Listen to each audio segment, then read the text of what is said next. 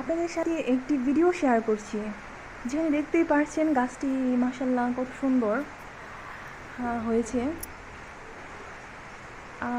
গাছটিতে পরিচর্যা বলতে আপনাদেরকে বলছি যে গাছটিতে পরিচর্যা বলতে এখানে নিয়মিত পর্যাপ্ত পানি দেওয়া হতো, বিভিন্ন মানে সবজির খোসা, তারপর শুকনো গোবর, এগুলো ভালো মতো মিশিয়ে মাটিটা তৈরি করা হয়েছিল। আর এমনিতে নিয়মিত শুধু পানি দেওয়া হতো। গাছটিতে আলহামদুলিল্লাহ অনেকগুলো ফল এসেছে।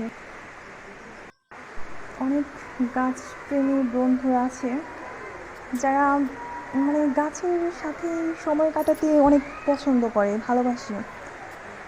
তাদেরকে বলছি, প্রকৃতিতে আমরা যতটুকু দেই তার থেকে প্রকৃতি আমাদেরকে বেশি দেওয়ার চেষ্টা করে সব সময়। প্রকৃতি আমাদের খুব কাছে থাকতে চায়, কিন্তু আমরাই প্রকৃতিটাকে